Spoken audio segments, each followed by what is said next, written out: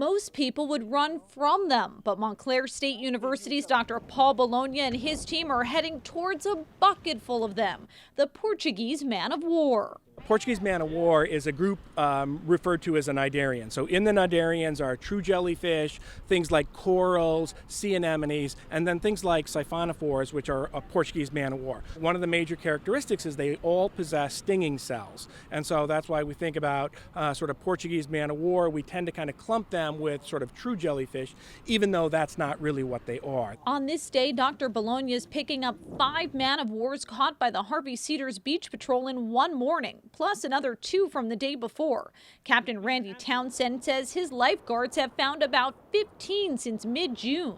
Have you seen anything like this before? No, never before. There's a handful of species that can be really, really toxic.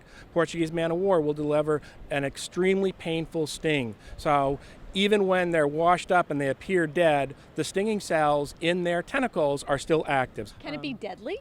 If there are reports of people actually dying from them. In general, these are cases of sort of severe stings. Of course, I think we should be cautious, but I still feel as though I want to enjoy the beach. Man of war sightings have been reported along the Jersey Shore this season. They typically live in the open ocean. This is definitely not the norm for Jersey in summertime. These are sort of tropical species. And so when the Gulf Stream is coming north, it's transporting all of these guys offshore.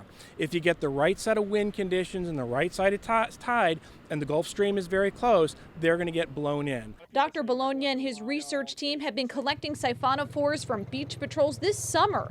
They cut pieces of the tentacles and other parts of the body to study their DNA. Portuguese man of war is a colonial organism. It's a whole lot of clones of the same individual that make up the whole unit. The Portuguese man of war drifts on the surface of the water with this balloon-like float. Dr. Bologna says the tentacles can reach up to 100 feet long out in the open ocean, but as it gets closer to shore, the surf and waves start tearing the tentacles apart. Even this tiny tentacle stings. Since he'll be working with them so closely this summer, Dr. Bologna decided to find out what it feels like. It hurt, not the worst that I had, but I also was much more careful this time. The professor doesn't recommend beachgoers repeat that experience, so Harvey Cedars Beach Patrol is keeping a lookout for the man of wars. We're very well informed at this point what they look like, the potential hazards they are to the public. You know, we're transferring that information to the public via social media and our information boards on the back of our lifeguard stands on a daily basis. The Montclair State University research team says they'll try to continue to pick up the Portuguese man of wars as beach patrols spot them along the coast.